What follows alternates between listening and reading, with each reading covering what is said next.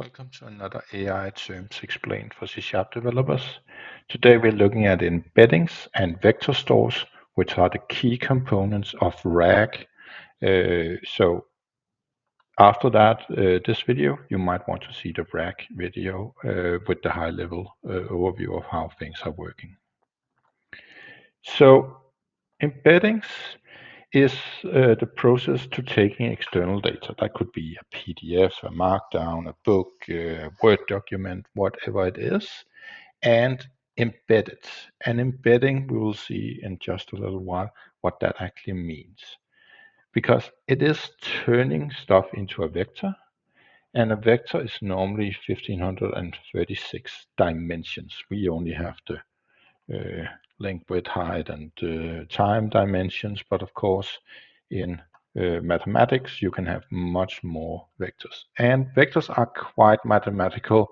I won't go into the high-level details on how it works because I honestly don't know.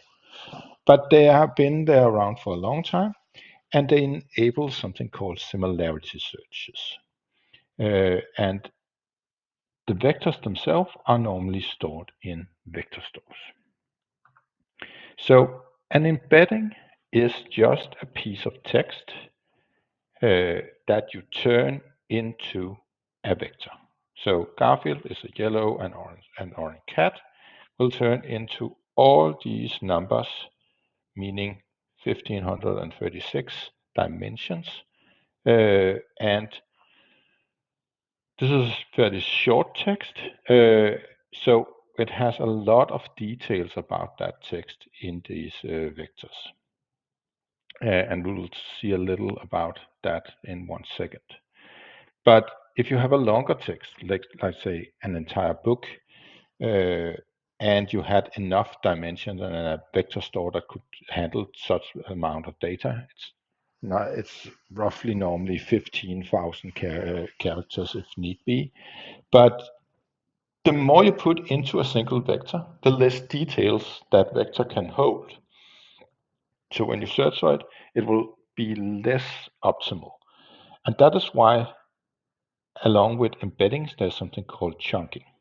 So for example, if you have a book of 100 pages, you might want to turn it into 100 vectors. Instead of just one vector, if it could even fit. But you might want to turn it into 100 vectors, one for each page. Or you could turn it one for each paragraph.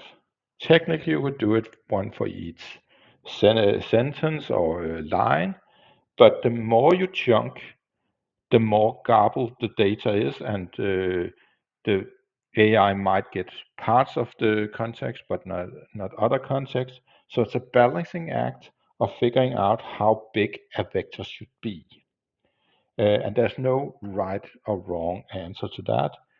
Most people say paragraphs are best, but sometimes entire pages are best. Sometimes you need to do overlaps, so the same content is in two different, so it can know that they are the same. Again, a total art form to do. And then you do your searches, and there's a lot of different vector stores you can use. I have used Azure AI Search and SQL Server and Cosmos, but there's also more open source and third party that are not from Microsoft, like Quartz and VV8 and so on.